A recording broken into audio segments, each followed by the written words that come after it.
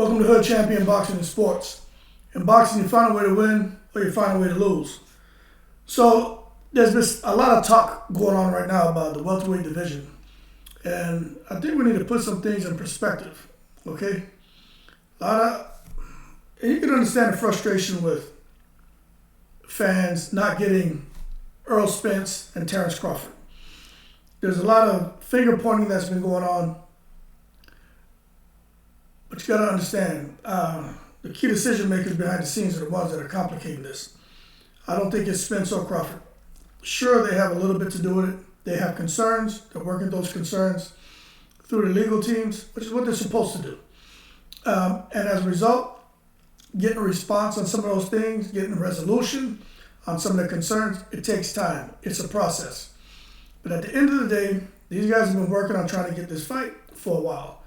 Now we're in a position to where it looks like we're going to get some fights that we as the boxing fans don't want. But I think it's important to understand for us as boxing fans who don't know what's really going on with the negotiations, because one team is going to leak certain things to the media and to the boxing public that's going to make them look good. It's going to be in their favor. The other team is going to leak things to the public that's going to make them look good and to their favor. When all reality is, both sides, there's some culpability on both sides. But when it comes to the fights we're going to get right now, Keith Thurman and Errol Spence, a lot of people don't want to see that. I personally think that's a good fight. When it comes to Terrence Crawford and this guy David Afanasian, a lot of people don't want to see that fight. I'll watch it because I'm boxing, but I could really care less to see him fight him. I'd rather see Crawford fight a guy like Stanley Eunice, Virgil Ortiz, and even Jaron Ennis. But this is the thing. There's a lot of talk about Stanley Eunice, about Keith Thurman, and about these guys going on to get a big fight, right? There isn't really much talk about Boots Ennis.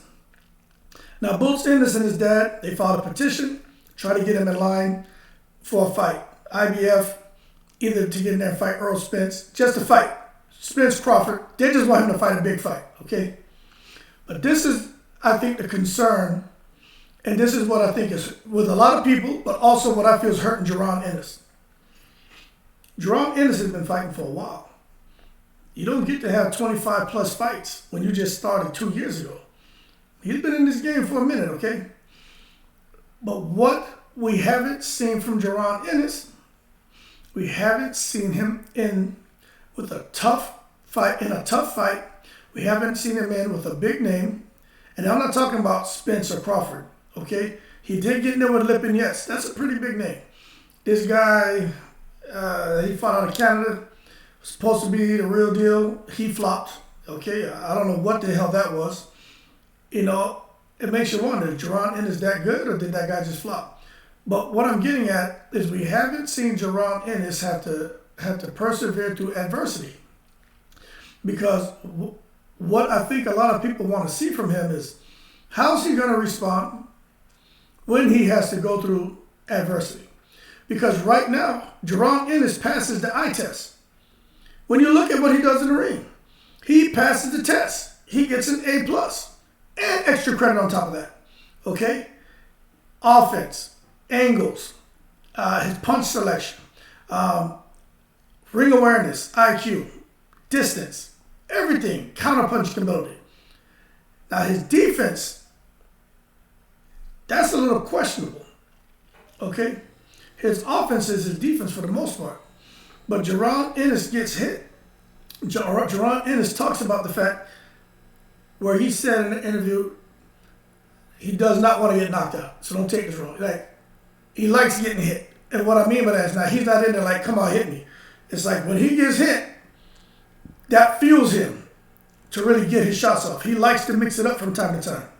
And you know, I think sometimes when you get hit in boxing, I've never fought professionally. There's a lot of people who comment who probably never even sparred, right?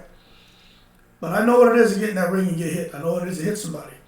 And if you're in there messing around and somebody catches you clean, that shit wakes you up, okay? I'm going to tell you right now from experience. It will wake you up. and you're either gonna go in retreat mode or you're gonna turn it up and try to get your shots back and get the person out of there. And with Jaron Ennis, the fact that he's vulnerable, okay? Remember, I'm not rooting for anyone. I like boxing, but I'm just gonna be real as I possibly can and be fair and unbiased. He gets touched. So for everyone wanting to push him into a fight with Crawford, with Spence, right? Even with Keith Thurman, I think you should kind of hold your horses on that. I think Jaron Ennis, what's going to happen if Jaron Ennis, if he does get tired, although I know he spars 15 plus rounds, 3-minute rounds, what's going to happen if things aren't going his way? What happens if he gets hurt? I mean, at some point in boxing, everybody gets touched. How's he going to respond? What happens if he gets a bad cut? He got to push through adversity. Okay? What happens if he injures his arm in the ring or he injures his hands? Right? He's fighting impaired. What happens if he rolls an ankle? Okay? These are things that we've seen happen to fighters in boxing and who pushed through it and gone on to finish the fight on their feet and get the win. We've seen some fighters have their arm come out of the socket, a dislocated shoulder, with one arm and getting their ass beat and set up a perfectly timed counter and knock out the other opponent with one arm. So what I'm getting at is, for Boots Ennis, the concern is how is he going to respond? So I definitely think with his next fight, he definitely needs a step-up fight. I'm not convinced as far as what I've seen in the ring, because I've only seen everything go his way. Now, he could be another Mayweather. But even Mayweather got pushed to the limit in some fights, okay? Even Mayweather had to go through some adversity in some fights. But at this point in his career for Ennis, it's time for him to get in there with someone that can really push him. Now, as far as the level, he's kind of bubbling beyond the Lipinets, you know what I'm saying? He's bubbling beyond some of these guys at 147. I think, Keith Thurman, Sean Porter's retired, and these old lions, and you got Keith Thurman, you got Danny Garcia moved up. So for Ennis, I think out of all of them, I think a good fight for Ennis, in my opinion, right? I think a good fight for him would be that guy, the guy Stan Eunice just fought. That guy that Stan Eunice just fought. Stan Eunice beat him. It's not Bertabiev. It's Bertabiev fights at a heavier weight, but it's similar last name, right? But he's at 147. That's who Jaron Ennis should fight, in my opinion. The guy that Stan Eunice just beat. Because that fight won't be easy. I'll tell you that. And if he can clip that guy, because that guy's gonna hit him. That guy's gonna push him. Okay? But if he can get rid of that guy, then we may have something here where we can say, okay, he doesn't just pass the eye test. All right?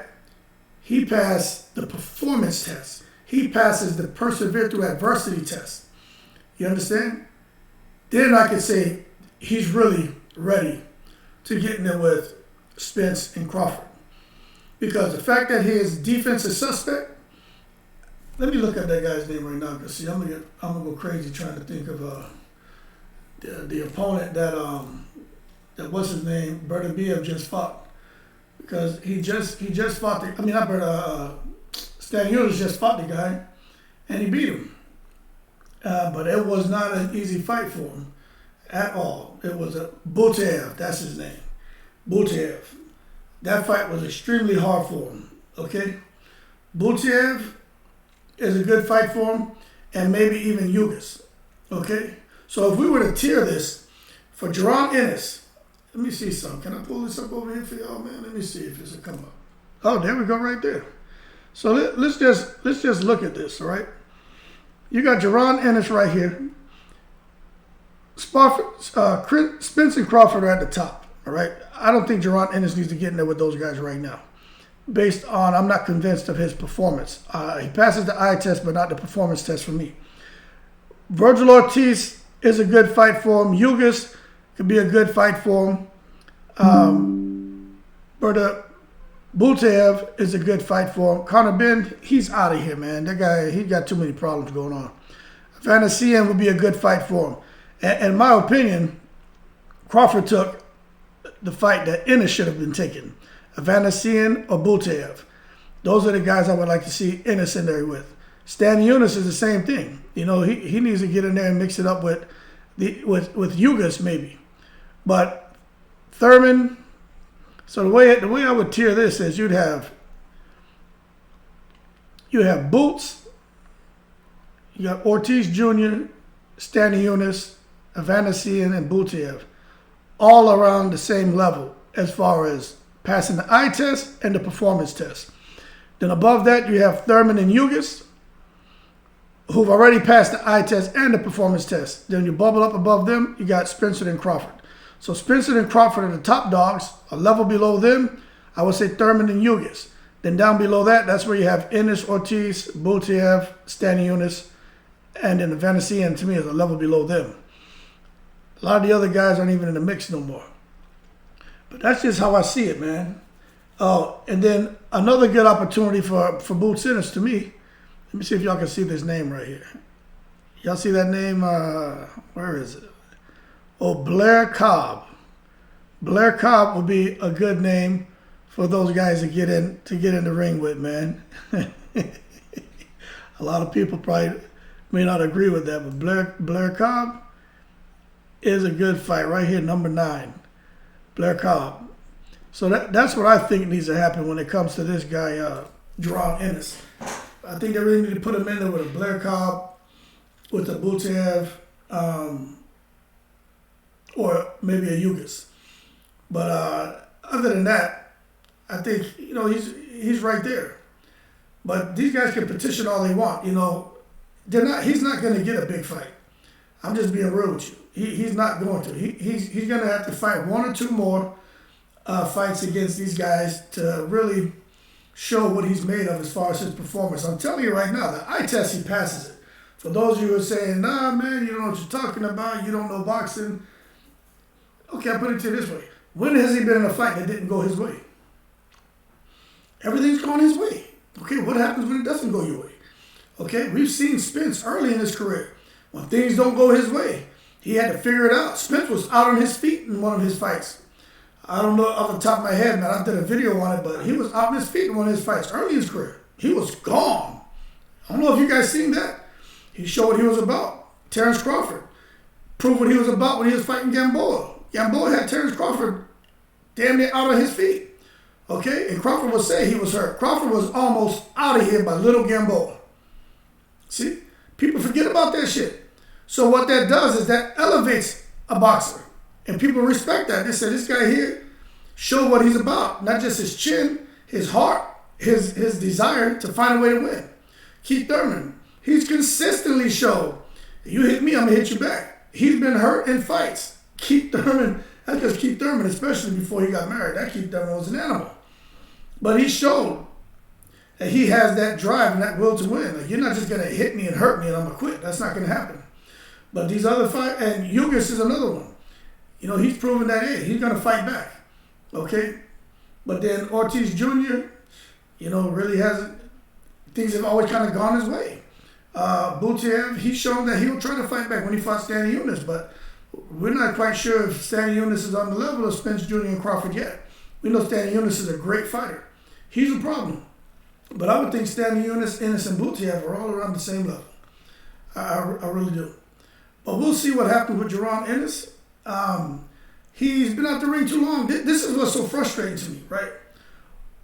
When you think of these fighters in the past, sometimes there are fighters who fought once a year, but for the most part, these guys were fighting, man, 3 times a year, 2, 3, 4 times a year, man. For these guys to come out and fight, you know, once a year, they should be at least fighting 3 times, you know, but maybe twice a year or twice every 14, 15 months. That's crazy to me. You got to stay in the ring, but I understand everybody's chasing money now. And, you know, I don't fault them. I don't think anybody can blame them. These guys are all about trying to make the most money possible. But at the end of the day, I always say this. Look at Austin Trout. When Austin Trout was fighting, and that man was fighting them Charlos, and fighting Miguel Cotto, and went on and fought Canelo, Austin Trout was always on the damn television. It's not because Austin Trout was this, super boxer. That's not the case at all. Because Austin Trout had a hustle. He was like, I'm going to stay active. Austin Trout didn't care if he was making $5 million or $500,000. He was just in there. He knew that he had he had a shelf life. He knew it. He's like, shit, I got a shelf life. Okay? And I need to get as much money as possible while I can still do this. And he even went overseas. I don't know if you guys knew about that. And over there getting money recently. So when I watch these boxers here, they got to figure it out. That's why I commend Terrence Crawford for doing what he did, signing with this platform for that $10 million. I commend Adrian Broner, okay? Because, man, I'm always going to root for the boxer. Go and get your money, man. Go in there and fight, stay active, get your money. But what I do hope is that for Crawford and Spence, that when they do fight, hopefully before, the summer of next year. I don't think Crawford's going to have any problem getting to the guy he's scheduled to fight, Evander. But the problem is this. People keep talking about Earl Spence. Earl Spence is fighting Keith Thurman. I'm going to tell you right now, in my opinion, Keith Thurman is a harder fight for Spence than Evander for Crawford. I'm just being honest with you. I think Keith Thurman is a harder fight. I just think stylistically, it's a horrible fight for Spence. Now, after those first 4 rounds, I think it's all Spence. But at the end of the day, Keith Thurman is no pushover. Yeah, he's got his body. He's even admitted that his body is weak. I was shocked that he said that, but he did say he thinks there's something wrong with his midsection. He was joking, but at the same time there was some underlying tones of him being serious, because it's out there now. He can't take body shots. And with Earl Spence, we already know what when it comes to him and his attack, upstairs, downstairs. He's in the basement. He's in the attic. Earl Spence is gonna come down and he's gonna break the windows out. Okay, that's how he breaks buildings down. He comes and he punches out all the windows. And when I say windows, I'm talking about the midsection.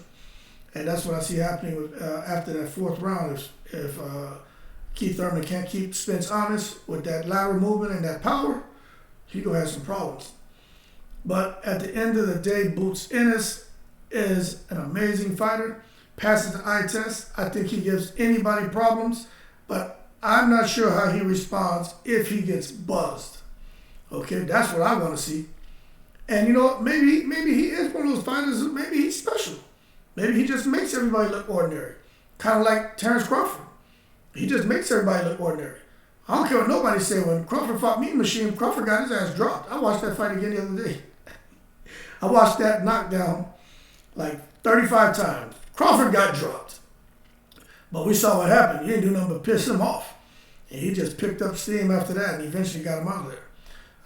And Earl Spence has that quality in him too, and Keith Thurman has that quality in him too. You heard him, he's going to want to pick it up and hurt you back.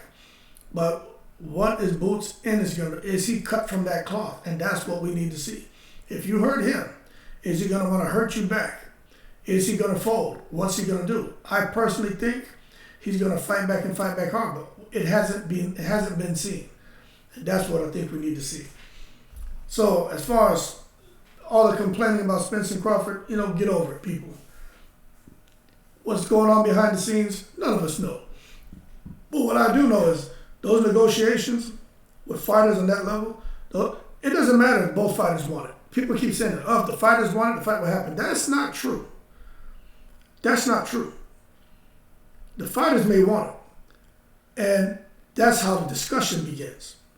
But then, man, it's peeling the layers back. So many little nuances and intricacies involved with that. And I get it. And I've never been a pro boxer. I never had any negotiations for no big ass fight or nothing like that. So I can't even sit here and say I know that from experience. But I'm going to go off what Andre Ward said. Out of all these boxers who talk, you know who I believe the most? Andre Ward. And when Andre Ward comes out and he says something like that, I tend to believe that what he's saying is true. He's not blowing smoke. He's not long-winded. He's just straight to the point. He's like, it's not those negotiations. it starts off like this, right? This is how the negotiations start off, right here. And as they get closer and closer to the deadline or to the point to sign the contract, it gets like this. And this little bit of room here, that's where those little nuances and intricacies are still trying to be resolved. And that little space is what causes most of the problems. The big stuff is easy, purse split, who's gonna walk in the ring first, venue, all that. That's the broad discussion. But after they get past all of those big ticket items, and they narrow it down to this fine line stuff, like Crawford wanting to know, see receipts and stuff as far as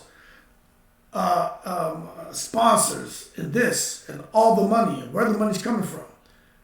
That is the shit that causes problems, okay? Because not everybody is privy to that, and sometimes maybe that stuff isn't available at the time where a person's asking for it. Maybe they gotta wait to the end of the fight. I don't know. But Crawford has had horrible experiences, and he's been robbed of a lot of money, is my understanding, being with Top Rank. And what I mean by that is, there's a lot of money that was made by Top Rank as a result of Crawford's fights. And when I say robbed, he definitely deserved to get a lot more money. Now there was a point where they lost money on him too. But remember, I did a video on this. They may have a projection, okay, for this Crawford fight. They say we're projecting to maybe make, let's say, $20 million profit on that fight. And then the fight goes on and they make $3 million profit. That's a $17 million difference in what they projected and what they actually made. So they're going to consider that a $17 million loss. Although they're $3 million in the green because they made $3 million in profit. But it's not the $20 million that they wanted, so the $17 million they're going to show in the red because they didn't meet their goal. See, so that's something else y'all need to understand. I don't have the damn balance sheets and all that to sit here and intelligently speak to all that, but what I do know is it's called critical listening and critical thinking, right?